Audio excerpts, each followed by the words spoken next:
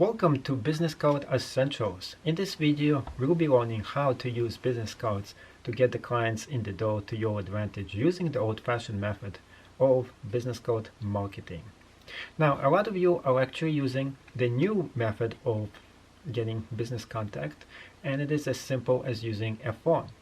Now, a cell phone itself is a great tool to use when you don't have anything else out there, but it's not as good as using something else called an old-fashioned tool, which is the card itself. You can put those easily in your wallet, you can take them out, and you can read everything about your business. It says right here, there's a lot of information here that you can't post in the phone itself. Plus, when you meet a lot of people, you put the contact in here. That's it, you forget about what happened. In a few hours you might forget, in a few days you will totally forget, in a month it's going to be all gone. All the information is going to be stored here.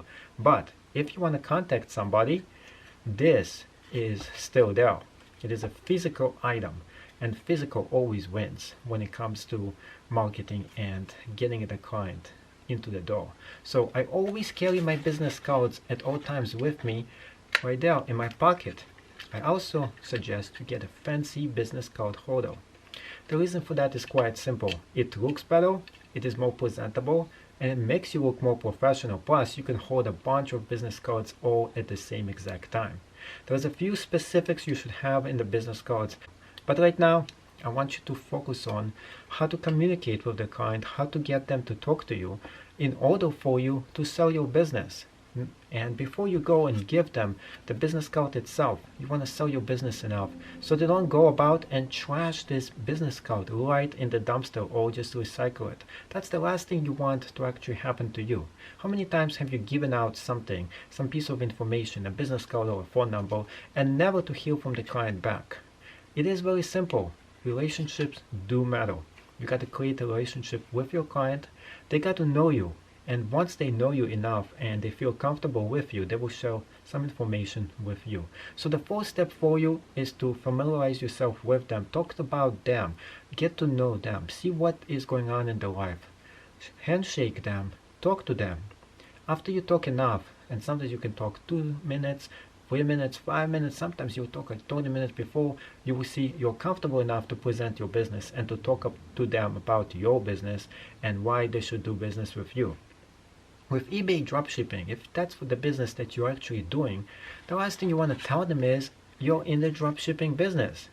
If you want them to buy something from you, you don't want to tell them that your dropshipping is directed to their client, which is going to be them. You want to tell them instead that you are doing and you're selling a lot of awesome things online from eBay itself, and they can get those things if they go to your website. That's the correct way that you communicate with them. But here is more ways that you can go and get more business in the door.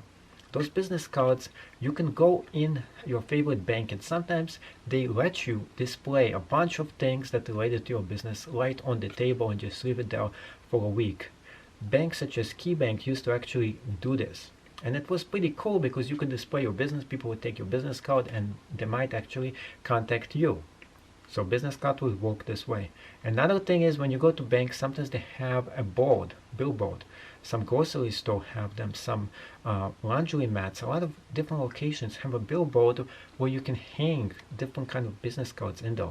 That's where you go and you hang your business card right on it. When somebody sees the business card, if it is attractive enough, they take it, take the information, and they contact you. That is the old school way of getting people to know you. Of course, after you do all of this, you will get some leads. Some people are going to contact you from the website. You want to make sure you put a promo code on them. One thing that you want to make sure is to get people to know. One thing that you want to make sure is you want to know if the business cards are actually effective. This is why you put a promo code right on it. The promo code itself is a great way for you. One way that I highly suggest for you to do is to put a promo code on every one of your business cards. This way, every single time you put them in a different location, then you know if the promo code is actually working for you or not. So if this was an effective method, you should get some people to go about and say, hey, I got this notice and I know that this was from promo code so and so on, and then you can use this to your own advantage. That's why one of the ways that you can go about this is right on the back of the business card itself. If you do leave it blank, you can put the promo code right in there, like a discount promo code, and then when they enter it in, you know that this was in a grocery store, this was in a bank, this was in a different location, you gave it to somebody else. You can just write it right behind it and say referred by or referred from, and put some code numbers in there so you know where this actually worked effectively in. Another way is, of course, to print this right away on the card itself. It's already printed, it looks more professional, but then again, you have to order a bunch of those cards, and every single time you order a new batch, you have to have a brand new promo code displayed right on it, so you know if it is effective or not. Now, next video, we're going to be creating our own business cards using Vistaprint. See you in that video.